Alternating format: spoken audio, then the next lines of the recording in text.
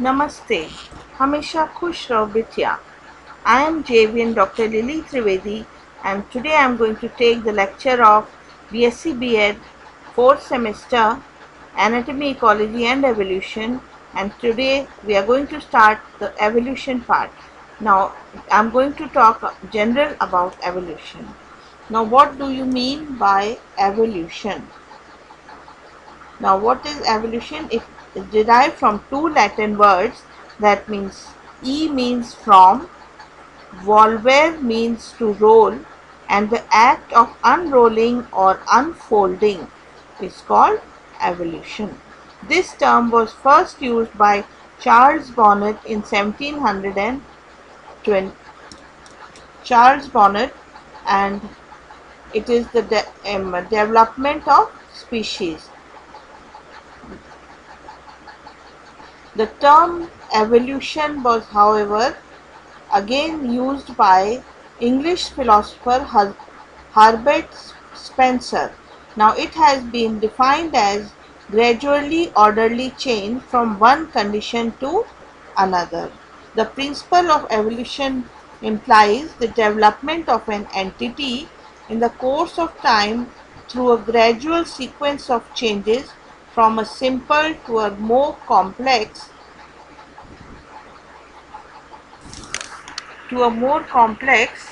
organism.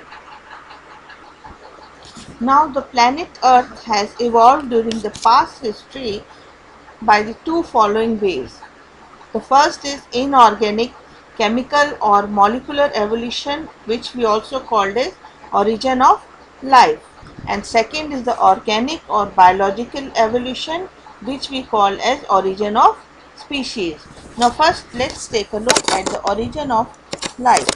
The first step to evolution was the development of non-living matter into living matter, that is the evolution of non-life into life. So this is a chemical evolution that occurred 4,600 million years ago. The subatomic particles aggregated to form atoms of different elements. Now these elements evolved into simple inorganic molecules. These further inorganic molecules gave origin to organic micromolecules such as amino acids, and micromolecules developed into macromolecules such as proteins by the self-assembly process. Now such macromolecules, they developed the ability of self-duplication, and they aggregated to form the first primitive living system called eubonds. So eubonds have further evolved into prokaryote cells, which we call which form the kingdom Monera. Now the second step is organic or biological evolution, that is origin of species. Now it was started from the culmination of chemical evolution. Now after the chemical evolution stopped, started the origin of species or biological evolution. So all kind of animals and plants which we know have developed by complete natural, gradual and continuous change with the passage of time.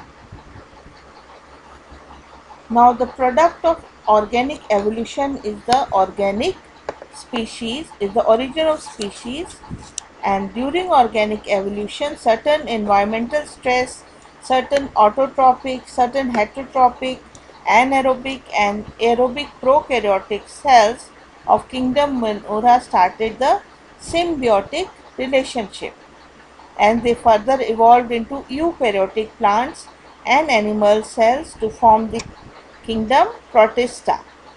Now later on, kingdom Protista gave origin to three kinds: plantae, fungi, animal and animalia by adaptive gradation or cladogenesis. So the further this is called as evolutionary biology. Now what is the fact of evolution? That it is based on, evolution concept is based on the comparison of structures which we get from the living or fossil forms on the basis of appearance and extinction of species in the past ages. Now The various branches of biology which deal with evolution is paleontology, comparative anatomy, physiology, biochemistry, embryology, taxonomy, geographic distribution, ecology, even animal behavior, then population genetics have given a strong support to idea of evolution. So there are still organisms are evolved, they have evolved and they are still evolving.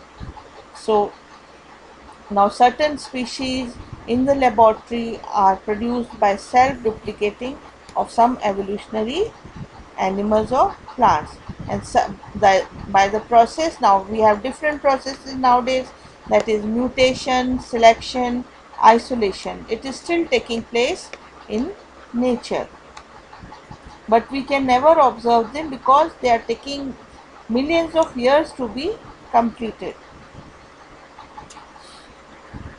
So they are in the genera and families, and therefore we have different, because of these genera and families which have taken part, we can long observe them in time only.